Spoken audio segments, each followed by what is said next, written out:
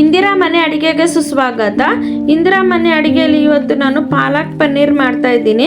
ಪಾಲಕ್ ಪನ್ನೀರನ್ನ ಬಂದ್ಬಿಟ್ಟು ನಾವು ದೋಸೆಗೆ, ಚಪಾತಿಗೆ, ಪರೋಟಗೆ ಮತ್ತು ಅನ್ನಕ್ಕೆ ತುಂಬ ಚೆನ್ನಾಗಿರುತ್ತೆ. ಇದನ್ನು ಹೇಗೆ ಮಾಡ್ಕೊಳ್ಳೋದು ಅಂತ ನಾವು ನೋಡ್ಕೊಳ್ಳೋಣ. ಇವಾಗ ನೋಡಿ, ಪ್ಯಾನ್ ತಗೊಂಡಿದ್ದೀನಿ. ಪ್ಯಾನ್ಗೆ ನಾನು ನೀರು ಹಾಕ್ಕೊಂಡು ಚೆನ್ನಾಗಿ ಕುದಿಯೋಕೆ ಇಟ್ಟಿದ್ದೀನಿ.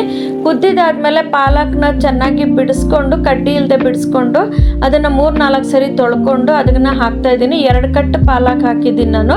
ನೋಡಿ, ಹೀಗೆ ಹಾಕಿದ ತಕ್ಷಣ ಸ್ವಲ್ಪ ತಿರುಗಿಸ್ಕೊಂಡ್ರೆ ಕಲರ್ ಚೇಂಜ್ ಆದರೆ ಸಾಕು. ಅದಕ್ಕೆ ನಾನೊಂದು ಅರ್ಧ ಸ್ಪೂನ್ ಸಕ್ಕರೆನೂ, ಅರ್ಧ ಸ್ಪೂನು ಉಪ್ಪು ಹಾಕ್ಕೊಂಡಿದ್ದೀನಿ. ಉಪ್ಪು ಹಾಕ್ಕೊಂಡು ಸ್ವಲ್ಪ ತಿರುಗಿಸ್ಕೊಳ್ಳೋಣ. ಒಂದು 3 ನಿಮಿಷ ಬೆಂದರೆ ಸಾಕು, ತುಂಬ ಬೇಯೋದು ಬೇಡ, ಕಲರ್ ಚೇಂಜ್ ಆಗಿಬಿಡುತ್ತೆ. ಇವಾಗ ಅದನ್ನು ಒಂದು ಜಾಲರೆಗೆ ನಾವು ಹಾಕೊಳ್ಳೋಣ. ಜಾಲರೆಗೆ ಹಾಕ್ಕೊಂಡು ಸ್ವಲ್ಪ ತಣ್ಣೀರು ಬಿಟ್ಟು ಚೆನ್ನಾಗಿ ತೊಳ್ಕೊಂಬಿಡೋಣ. ಸ್ವಲ್ಪ ಚೆನ್ನಾಗಿ ತೊಳ್ಕೊಂಡಾದ್ಮೇಲೆ ನೋಡಿ, ಹಸಿರು ಕಲರ್ ಹಾಗೆ ಇರುತ್ತೆ, ಕಲರ್ ಚೇಂಜ್ ಆಗೋದಿಲ್ಲ. ಅದಾದಮೇಲೆ ನಾವು ಒಂದು ಮಿಕ್ಸಿ ಜಾರ್ ತಗೊಳ್ಳೋಣ. ಮಿಕ್ಸಿ ಜಾರ್ಗೆ ಪಾಲಕ್ನೆಲ್ಲ ಹಾಕ್ಕೊಂಡು ಅದಕ್ಕೆ ಒಂದು 4 ಹಸಿಮೆಣ್ಸಿನ್ಕಾಯಿ, ಒಂದು 10 ಗೋಡಂಬಿನ ಹಾಕ್ಕೊಂಡು ಅದನ್ನು ನೈಸಾಗಿ ರುಬ್ಕೊಂಬರೋಣ. ರುಬ್ಕೊಂಬಂದಾದ್ಮೇಲೆ ನಾನು ಇವಾಗ ನೋಡಿ ಮತ್ತೆ ಒಂದು ಬಾಣಲಿ ತೊಗೊಂಡಿದ್ದೀನಿ. ಬಾಣಲಿಗೆ ನಾನು 4 ಸ್ಪೂನ್ ಬೆಣ್ಣೆ ಹಾಕಿದ್ದೀನಿ. ನೀವು ಬೇಕಾದ್ರೆ ತುಪ್ಪನೂ ಹಾಕೋಬೋದು.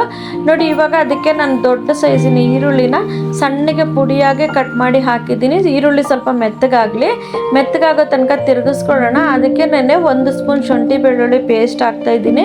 ಶುಂಠಿ ಬೆಳ್ಳುಳ್ಳಿ ಪೇಸ್ಟ್ ಹಾಕಿ ಹಸಿ ವಾಸನೆ ಹೋಗೋ ತನಕ ನಾವು ಹುರ್ಕೊಳ್ಳೋಣ. ಇವಾಗ ಚೆನ್ನಾಗಿ ಹಸಿ ವಾಸನೆ ಹೋಗಬೇಕು.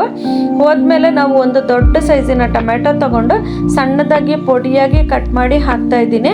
ಅದನ್ನು ಮತ್ತೆ ಸ್ವಲ್ಪ ಚೆನ್ನಾಗಿ ಮೆತ್ತಗಾಗೋ ತನಕ ಫ್ರೈ ಮಾಡ್ಕೊಳ್ಳೋಣ. ಫ್ರೈ ಮಾಡ್ಕೊಂಡಾದ್ಮೇಲೆ ಅದಕ್ಕೆ 1 ಸ್ಪೂನ್ ಧನಿಯಾ ಪುಡಿ, 1 ಸ್ಪೂನ್ ಖಾರದ ಪುಡಿ, ಅರ್ಧ ಸ್ಪೂನ್ ಅರಿಶಿನ ಪುಡಿ, ಅರ್ಧ ಸ್ಪೂನ್ ಜೀರಿಗೆ ಪುಡಿ ಹಾಕಿ ಸ್ವಲ್ಪ ಚೆನ್ನಾಗಿ ಫ್ರೈ ಮಾಡ್ಕೊಳ್ಳೋಣ.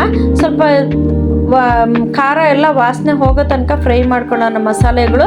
ಇವಾಗ ಅದಕ್ಕೆ ರುಚಿಗೆ ತಕ್ಕಷ್ಟು ಉಪ್ಪು ಹಾಕಿದ್ದೀನಿ. ಉಪ್ಪನ್ನ ಹಾಕಿ ತಿರುಗಿಸ್ಕೊಳ್ಳೋಣ. ತಿರುಗಿಸ್ಕೊಂಡಾದ್ಮೇಲೆ ನಾವು ಪಾಲಕ್ನ ರುಬ್ಕೊಂಡಿದ್ವಲ್ಲ ಮಿಶ್ರಣ ಎಲ್ಲನೂ ಅದನ್ನು ಹಾಕ್ಕೊಂಡು ಇದಕ್ಕೆ ಮಿಕ್ಸ್ ಮಾಡ್ಕೊಳ್ಳೋಣ. ಮಿಕ್ಸ್ ಮಾಡಿಕೊಂಡು ಜಾರಲ್ಲಿರೋ ನೀರನ್ನ ಕೂಡ ಜಾರ್ಗೆ ಸ್ವಲ್ಪ ನೀರು ಹಾಕ್ಕೊಂಡು ಅದನ್ನು ಮಾಡ್ಕೊಳ್ಳೋಣ. ತುಂಬ ತೆಳ್ಳಗೆ ಮಾಡೋಕ್ಕೆ ಹೋಗ್ಬೇಡಿ, ತುಂಬ ಗಟ್ಟಿನೂ ಮಾಡೋಕ್ಕೆ ಹೋಗ್ಬೇಡಿ. ಪಾಲಕು ಚೆನ್ನಾಗಿ ಕುದ್ದಾದ್ಮೇಲೆ ಚೆನ್ನಾಗಿ ಕುದಿಬೇಕು, ಹಸಿ ವಾಸನೆ ಎಲ್ಲ ಹೋಗೋ ತನಕ. ಆದಮೇಲೆ ನಾನು ಇವಾಗ ನೋಡಿ 200 ಗ್ರಾಮ್ ಪನ್ನೀರನ್ನು ಕ್ಯೂಬ್ಸ್ ಮಾಡಿಕೊಂಡು ಸಣ್ಣದ ಕ್ಯೂಬ್ಸ್ ಮಾಡ್ಕೊಂಡು ಹಾಕಿದ್ದೀನಿ. ಪನ್ನೀರ್ ಕೂಡ ತುಂಬ ಬೇಯಿಸೋದು ಬೇಡ, ಸ್ವಲ್ಪ ಬೆಂದರೆ ಸಾಕು, ಸ್ವಲ್ಪ ಕುದಿ ಬಂದರೆ ಸಾಕು. ಇವಾಗ ಕುದಿ ಬಂದಿದೆ. ಅದಕ್ಕೆ ನಾನು ಇವಾಗ ಫ್ರೆಶ್ ಕ್ರೀಮ್ ಹಾಕ್ತಿಲ್ಲ, ಹಾಲಿನ ಕೆನೆನ ತಗೊಂಡು ನಾನು ಅದನ್ನು ಸ್ವಲ್ಪ ಮಿಕ್ಸಿಗೆ ಹಾಕಿದ್ದೀನಿ. ನೀವು ಬೇಕಾದ್ರೆ ಕ್ರೀಮ್ ಹಾಕ್ಕೊಂಡಾದ್ಮೇಲೆ ನೋಡಿ, ಇವಾಗ ಪಾಲಕ್ ಪನ್ನೀರ್ ರೆಡಿಯಾಗಿದೆ.